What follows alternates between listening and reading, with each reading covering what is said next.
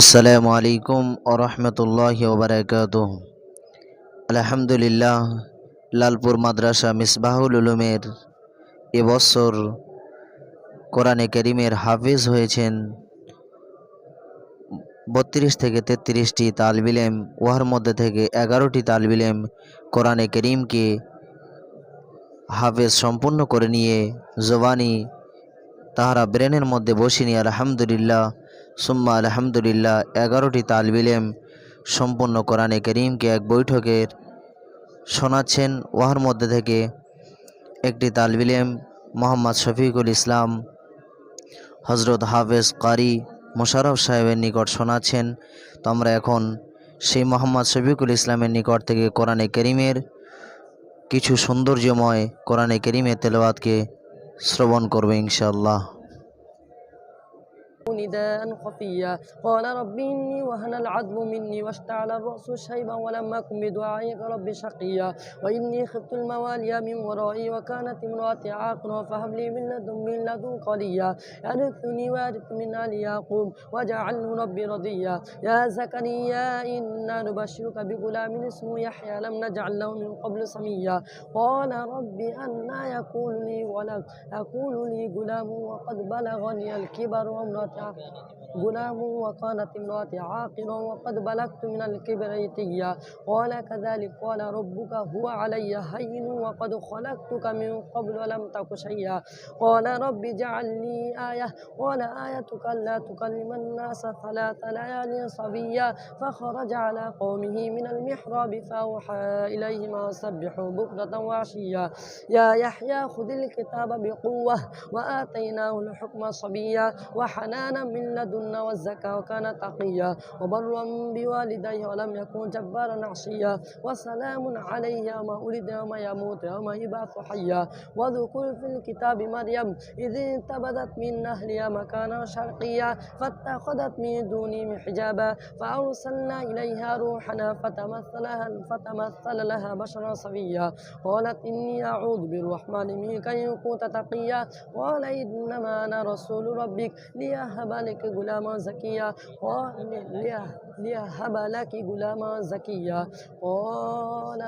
قالت ربي أن يكون لي غلام ولم يمسسني بشر ولم أك بغيا قال كذلك قال ربك هو علي هين ولنجعله آية للناس ورحمة منا وكان أمرا مقضيا فحملته فانتبذت به مكانا قصيا فأجاءها المخاض إلى جذع النخلة قالت يا ليتني مت قبل هذا وكنت نسيا منسيا فناداها من تحتها ألا تحزني قد جعل ربك تحتك سريا وهزي إليك بجذع النخلة تساقط عليك رطبا جنيا فكلي واشربي وقري عينا فإما ترين من البشر أحدا فقولي إني نذرت للرحمن صوما فلن نكلم اليوم إنسيا فأتت به قومها تحمله قالوا يا مريم لقد جئت شيئا فريا يا أخت هارون ما كان أبوك امرأ سوء وما كانت أمك بغيا فأشارت إليه قالوا كيف نكلم ما كان في المهد صبيا قال إني عبد الله آتاني الكتاب وجعلني نبيا وجعلني مباركا أينما كنت وأوصاني بالصلاة والزكاة ما دمت حيا وبرا بوالدتي ولم يجعلني جبارا شقيا والسلام علي ما ولدت وما أموت وما أبعث حيا وذلك عيسى ابن مريم قول الحق الذي فيه شقيا والسلام علي ما ولدت وما أموت وما أبعث حيا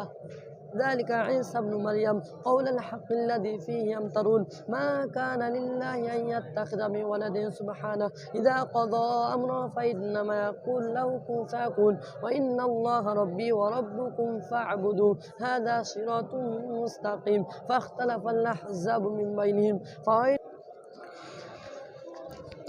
জাযাকাল্লাহুল খায়রা ওয়া জাযাকাল্লাহুল আহসানাল জাযা। আলহামদুলিল্লাহ, আমরা এতক্ষণ যে দর্শন করলাম লালপুর মাদ্রাসা মিসবাহুল উলুমের 11টি তালিব ইলম কোরআনে কারীমের হাফেজ সম্পূর্ণ করে পুনরায় ওই সকল তালিব ইলম সকল এক বৈঠকের মধ্যে সম্পূর্ণ কোরআনে কারীমকে বৈঠকে শোনালেন আসাতাজে একরামদের নিকটে। তো আমরা প্রত্যেকে দোয়া করি এই সকল তালিব ইলম দিগকে আল্লাহ সুবহানাহু ওয়া তাআলা কবুল করেন এবং লালপুর মাদ্রাসা মিসবাহুল উলুমের পড়াকারী তালিব ইলম এবং পড়ানেওয়ালা যে শিক্ষক মহাশয়গণ আছেন সকলকে আল্লাহ তাআলা দুনিয়া ও আখিরাতের ভালাইয়ের সাথে কবুল করুক এবং এই তালিব ইলমদের ঘরওয়ালাদের পিতামাতা আত্মীয় স্বজন সকলকে আল্লাহ তাআলা কবুল করুক। যারা দুনিয়াতে চলে গিয়েছেন তানাদিওকে আল্লাহ তাআলা মাগফিরাত নসিব করুন এবং আমাদের সকলকে এই কোরআনে কারীমকে সিনায় নিয়ে এই কোরআনের প্রত্যেকটি আদেশকে মেনে চলার তৌফিক নসিব করুন এবং